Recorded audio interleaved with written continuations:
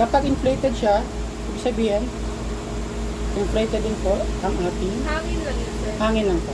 Ito ang hangin lang. Kaya kapag polycatheter, water May siya. water. Okay? Kasi pag ito, pumutok, possible for pneumonia. Okay? Make Nasa sure, walang naman yan. So, dapat 10 lang talaga siya. 10 cc. 10 cc lang. Pag magsasuction ka po ng ET tube, kailangan naka-dulo siya. Huwag mo muna isa-suction habang sinasaksak mo pa lang siya. Dapat isa-suction mo siya kapag naka-place ka na. Naka-place ka na. Sa dulong-dulo yan, ha? So, dapat dulong-dulo. Okay? Dulong-dulo, tsaka mo lang siya isa-suction. And then, i-round mo siya. Bakit? Para yung mga naka ano dito, na mga dura, mga fluids, is masasuction na. Okay? Maximum time po ng pagsasuction natin is 15 seconds lang. Okay? After 15 seconds, kailangan wala ka nang isasuction. Bakit? Kasi po, pag nagsasuction po tayo, hindi lang fluids, hindi lang yung ang kinukuha natin, hindi lang yung blood, pati yung hangin na napupunta sa lungs niya. Kaya dapat 15 seconds lang ang isasuction. After nun, pagpahingin mo muna, and then proceed ka na ulit. Mabilis Okay? lang. Mabilis lang. Kahit mga sabi natin magpahinga lang siyang 10 seconds, Ano pa hinga Mahaba ulit, lang sir? yun. 15 seconds, 15 seconds, 15 seconds. kapag meron ka pang nakukuha. Pero kapag wala ka nang nakukuha sa secretions, itigil mo na. Pero pag may secretions hindi pa, siya isang maximum beses. hanggang 15 seconds lang. Okay? Suctioning po. Pero ang tatanggalin mo lang, sir, every 15 seconds, ito? Or Ah. papatayin mo lang yung machine? So, pag tapos ka na, syempre, pati mo yun. Hindi, every 15 seconds, diba? Pahinga mo na.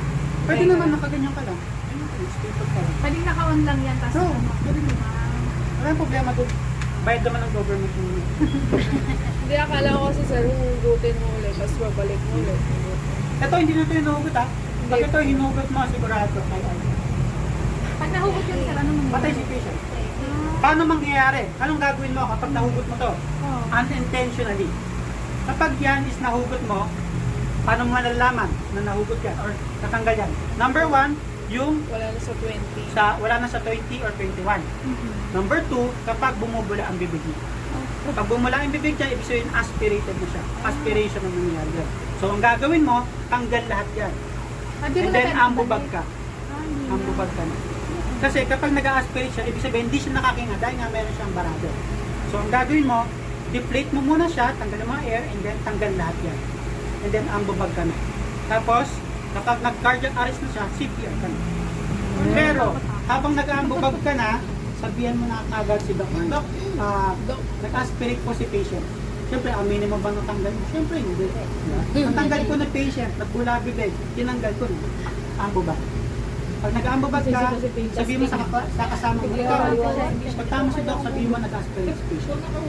Na-dislodge ang ET tube niya. Pupunta si Doc, CPR. Pag na-revive, atropine, sulfate, ng mga inotropes ang ibibigay sa papataas ng BP, ng cardiac rate, ang ibibigay sa kanya. Kapag na-revive mo siya, syempre, lusot ka. Pero pag namatay siya, konsensya na. Ganun. Okay? So, ano ba siya? Stroke patient? Depende. Pwede sa kaso. It's either myocardial infarction, stroke patient, dementia, basta comatose. Pag natanggal, sir, hindi mo na pwedeng ibalik? Bawa, Hindi ikaw magbabalik. Hindi ikaw magbabalik. Ito talaga? Ang gagawin mo na lang, tanggalin mo kung gusto mo siyang mabuhay. Pero kapag tumulala ka lang dyan, Pero kung halimbawa siya nahugot, tapos binalik mong gano'n, Hindi. wala. Hindi talaga pwede yun, sir? kasi, di ba nga, may balon pa siya. Ibig sabihin, pag binalik mo yan doon, it's either mapunta siya sa left or right lungs. Hindi mo naman kasi alam. Kaya hindi mo alam yung sukat, hindi mo alam kung papaano ipapasok ulit Eh, kay patient. dahan-dahan na ipapasok. Kahit dandahanin mo pa yan, nag-aspirate na siya. Siyempre, ibig sabihin, kulang na siya sa hangin. Okay? So, ang gagawin mo, restart. Tanggal, ambubag. Asan yung ang baba? Nasa ambulance. Pero siyempre, kailangan, may nakaready ka na. Sir, kahit konti lang yung nahugot mo. Wari. Ito. Masakit sa kamay. Ay, masakit sa kamay niyan. Parang ipapump mo yun? Ipapump mo. May counting yung pagpa. So, pag halimbawa Sa parang ICU hospital na ka tayo. mag-aaral, Ito siya. Ito, ilalagay mo siya. Ito, meron siyang bag. May bag din siya. Parang bag doon. May bag siya dito. Okay? Tapos, ilalagay mo siya sa oxygen. Yung oxygen natin, pinakataas. 15. Pinakamataas. Sagad. Okay? Tapos, for example, nakalagay na siya. Dalawa partner yan. Hindi ka pwede For example, nakalagay na siya. Hugot. Hugot. Hugot. And then, secure. Okay, ganun pala. May counting ba yan? sir. Oo, meron. Meron. BLS. Meron. 2 is to 8 30, 15 to 30. Ganun. Okay? Sabi natin, 15 is to 2. 1, 2, 3, 4, 5, 6, 7, hanggang 15. After 15, Tama. okay? Hindi. I mean, 15 CPR pala. Sorry. 15 compression, 1, 2, 3, 4, hanggang 15. And then, ang babag is 1, 2. Okay? Pag 30 compression, and then ang babag 2. Pero still, Pero still, kapag nasa ganun ka ng sitwasyon, Tawag ka na hindi mo na maiisip yan. Ganun ka na yan. Si CPR, bahala na ito yan. Ganun ang nasa real life McCoy. Okay? Pero still, by counting, by the book, 30 is to 2. 30 compression, and then 2 breath. Okay? Ganun po siya. Okay?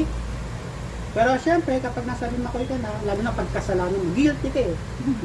Sige ka na lang. Mabuhay ka. Mawawala ng trabaho. Okay lang ba yan? Sir, hindi ka mamamatay pagka pump ng pump. Hindi, kasi pinaka-purpose mo dyan, bigyan siya ng hangin. So, Kasi kahit nga, hindi siya nag-aspirate siya compression, eh. Nahirapan na siyang huminga. kahit hindi na i-compress. Hindi ko compress mo. CPR ang tawag. BLS, ACLS. Pag BLS, nasa labas ka ng ospital. Pag ACLS na tawag, nasa ospital, settings ka. Ibig sabihin, i-compress mo siya, 30 is to 2 breaths. Pero sa real McCoy, yung mga ginagawa nila, hindi natutupad yun. Pero still, by the book tayo. Okay? Third compression, 2 breaths. 1, 2, 3, 4, 5, 6, Paano pag 7. ginanyan mo lang ng Kapag one man, pag one man BLS ko, 30. Kahit huwag mo na siya, Pwede ba yung sir sabay? tumat. Ha? Pwede ba yung sabay? Yun ang Depende, nangyayari diba? sa totoong buhay. Sinasabay Ah, nila talaga. Kapag nagko-compress, sige, compress mo. Tapos may nang gano'n. Nagpo-compress. Ganun ang nangyayari. Award. Sa iba, ganun. Sa ano talaga ganun? Totoo yun, nangyayari yan. Kaya kapag dininay ng nurse na, hindi ko sinunod ka na eh. Yung tao niya, hindi ko Papadoy So, ganun talaga. Ako, isang talo sa'yo yan. Ano? Ikaw may tatagawa niya. Okay? So, kapag nagsa-suction po tayo, same. Kapag gamit niya is tracheostomy, tracheostomy, kung anong makikita mo, yun lang din ang sa-suction. Same lang siya sa mouth. Okay? ET tube, mouth, maiiba lang siya sa ET tube kasi ipapasok mo siya ng buhok para ma-suction mo ang lungs niya. Sa mo dito, papasok ko dito. Ito lang, kung ano makikita mo, kung may leakage dyan, doon mo lang siya. Ayun din yun. Ayan lang siya. Okay? Question. Violent reaction.